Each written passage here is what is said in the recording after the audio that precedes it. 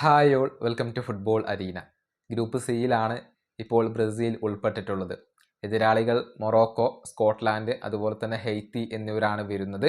ഈ ടീമുകൾക്കെതിരെയുള്ള ബ്രസീലിൻ്റെ പ്രകടനങ്ങൾ എങ്ങനെയുണ്ട്? അതായത് ഹെഡ് ടു ഹെഡ് കണക്കുകൾ നമുക്കൊന്ന് പരിശോധിക്കേണ്ടതുണ്ട്. ഈ ടീമുകൾക്കെതിരെ ആകെ 16 മത്സരങ്ങളാണ് ബ്രസീലിന് കളിക്കേണ്ടി വന്നിട്ടുള്ളത്. അതിൽ കേവലം ഒരു തോൽവി മാത്രമാണ് ബ്രസീൽ വഴങ്ങിയിട്ടുള്ളത്. മൊറോക്കോക്കെതിരെ ഇതുവരെ ബ്രസീൽ 3 മത്സരങ്ങളാണ് ആകെ കളിച്ചിട്ടുള്ളത്. അതിൽ 2 വിജയങ്ങളും സ്വന്തമാക്കിയത് ബ്രസീലാണ്. ഒരു തവണ വിജയിക്കാൻ മൊറോക്കോക്ക് കഴിഞ്ഞിട്ടുണ്ട്. ആ മത്സരം നമുക്കെല്ലാവർക്കും ഓർമ്മയുണ്ടാകും. 2022 വേൾഡ് കപ്പിന് ശേഷം നടന്ന ഒരു സൗഹൃദ മത്സരമായിരുന്നു ബ്രസീലും മൊറോക്കോയും തമ്മിൽ കളിച്ചത്. അന്ന് ബ്രസീലിനെ അട്ടിമറിക്കാൻ മൊറോക്കോക്ക് കഴിഞ്ഞിരുന്നു. അതിനു മുൻപ് കളിച്ച 2 മത്സരങ്ങളിലും ബ്രസീൽ വിജയിച്ചിട്ടുണ്ട്. ഇനി ഹെയ്ത്തിക്കെതിരെ ഇതുവരെ 3 മത്സരങ്ങളിലാണ് ബ്രസീൽ കളിച്ചിട്ടുള്ളത്. ആ 3 മത്സരങ്ങളിലും ബ്രസീലിന് വിജയിക്കാൻ കഴിഞ്ഞിട്ടുണ്ട്.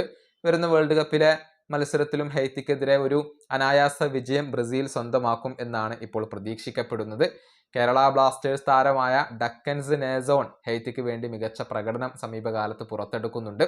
അദ്ദേഹത്തിന്റെ ഒരു ചിറകിലേറിക്കൊണ്ട് തന്നെയാണ് അവർ വേൾഡ് കപ്പ് യോഗ്യത സ്വന്തമാക്കിയത്. ബ്രസീലിനെതിരെ അദ്ദേഹം ഉണ്ടാകും എന്നാണ് പ്രതീക്ഷിക്കപ്പെടുന്നത്. സ്കോട്ട്ലാൻഡിനെതിരെ ഇതുവരെ 10 മത്സരങ്ങളാണ് ബ്രസീൽ പരസ്പരം കളിച്ചിട്ടുള്ളത്. അതിൽ 8 മത്സരങ്ങളിലും വിജയിക്കാൻ ബ്രസീലിന് കഴിഞ്ഞിട്ടുണ്ട്. ഒരു തോൽവി പോലും വഴങ്ങേണ്ടി വന്നിട്ടില്ല.